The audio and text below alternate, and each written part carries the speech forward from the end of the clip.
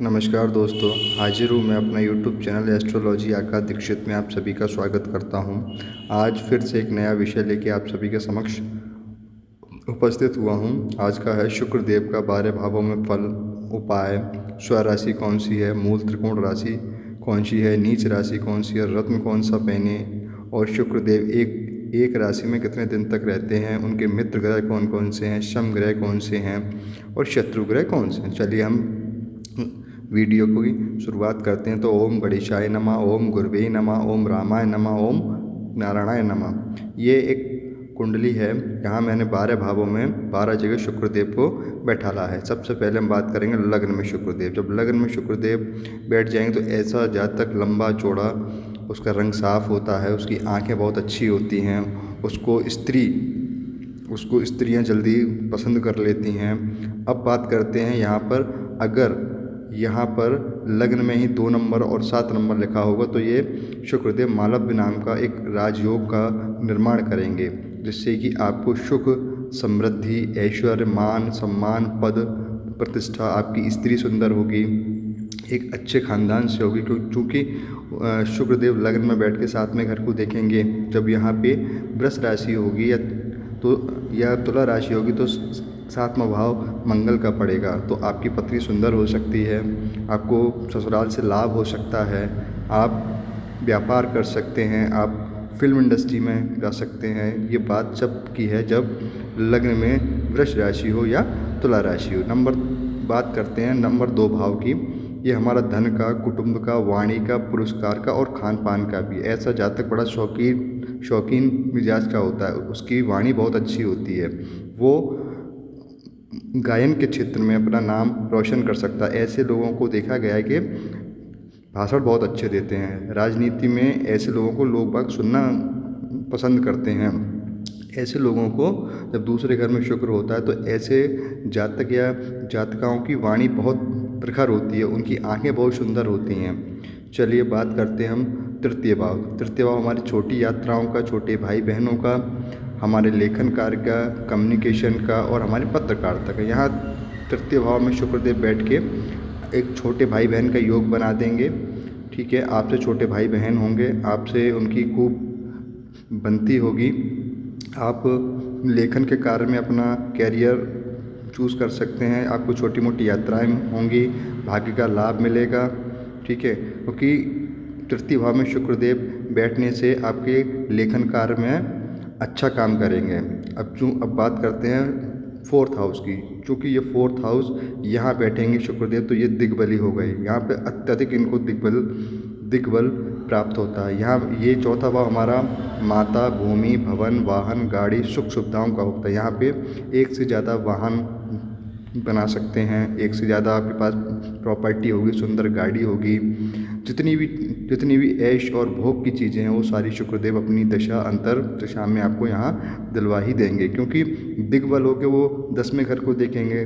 10वां घर हमारा कैरियर का है, व्यापार का है, राजनीति का है, तो आपको अपनी दशा अंतर दशा में ये बड़े ही शुभ रिजल्ट देखने को मिलेंगे। अब पंचम घर, 5वां घर हमारा प्रेम संबंध का है, पेट का है, हमारी सेकेंडरी शिक्षा का है और हमारे प्रेम का है।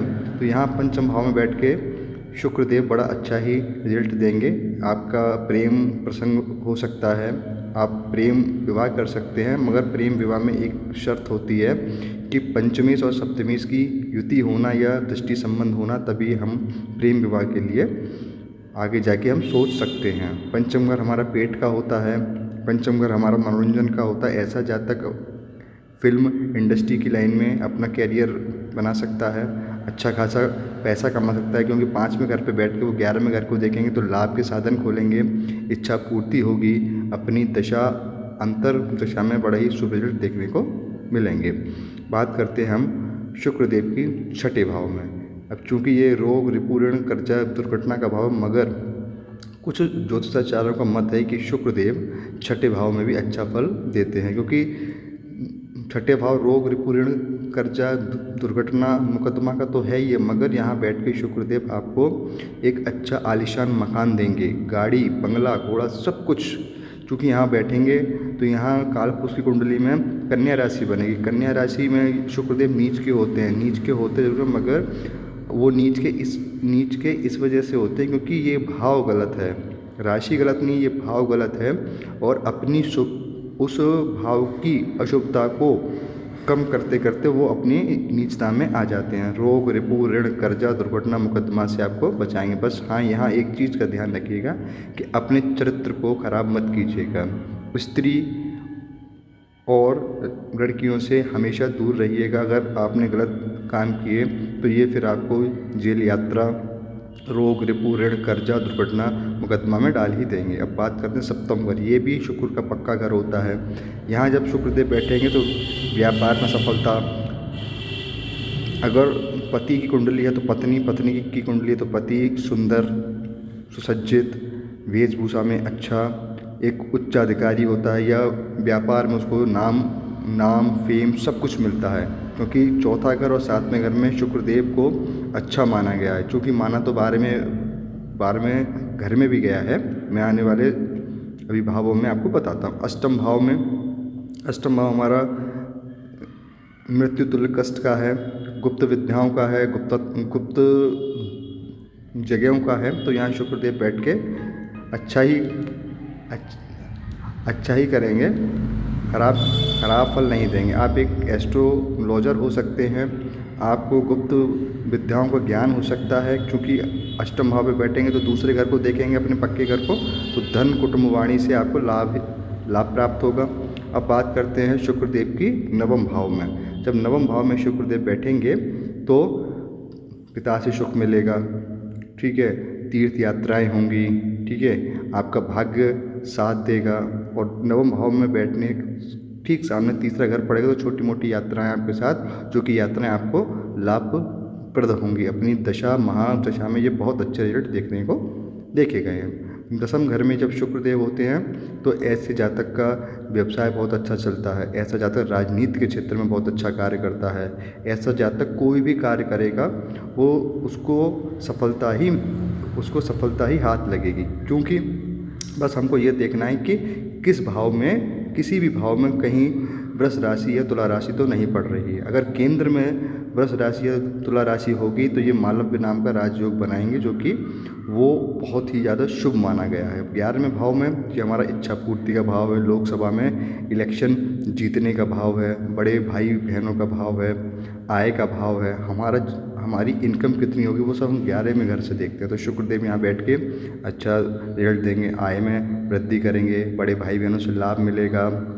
बस आपको ये देखना है कि उनकी राशियाँ कहाँ हैं, कहीं शत्रु राशि में तो नहीं है, कहीं पाप कर्तरी में तो नहीं है, कहीं राहु के साथ तो नहीं है, कहीं गुरु के साथ तो नहीं है, कहीं शनि के साथ तो नहीं है। मैं आने वाले वीडियो में आप सभी को इसके बारे में युतियों का फल जरूर बताऊंगा। अब बात करते हैं 12वें घर में। ये 12वें घर में शुक्रदेव अति विशिष्ट कारक हो जाते हैं। क्यों? 12वां घर मोक्ष का होता है, खर्चे का। तो भोग, एक तो शुक्रदेव हमारे किसके स्वामी हैं? भोग के स्वामी हैं। अच्छी गाड़ियाँ, अच्छे कपड़े पहनना, अच्छी स्त्रियों के पास जाना, ये सारी चीज़ें शुक्रदेव के पास है, क्योंकि 12वां घर हमारा व्यय का होता है। लग्न का 12वां घर हमारा व्यय है। तो यहाँ पे शुक्रदेव बैठ के आपको सरकारी जॉब, नेम, फेम, गाड़ी, बंगला सब कुछ देने के लिए बात हो जाएंगे। अब बात करते हैं हम कि शुक्रदेव हमारे एक राशि में 23 दिन तक रहते हैं। इनके मित्र ग्रह हैं शनि, बुध, राहु। शम ग्रह हैं चंद्र, मंगल, केतु। और शत्रु ग्रह हैं गुरु और सूर्य। ठीक है, इनका रत्न हीरा और ओपल है। मैं आप सभी लोगों से विनम्र निवेदन करता हूं कि मैंने ये सिर्फ अभी आपको कॉमन चीज़ें बताई, मैंने किसी राशि का फल नहीं बताया, मैंने सिर्फ शुक्रदेव के 12 भावों में फल बताया है। आप सभी से अनुरोध है कि आप जब भी कभी रत्न पहने तो एक तो ओरिजिनल रत्न पहने, पहली चीज़। दूसरी चीज़, किसी अच्छे पंडित को दिखवा के आप उस चीज़ का फ़ायदा उठा सकते हैं। मेरे YouTube चैनल पे किसी भी प्रकार का कोई पैसा नहीं लिया जाता।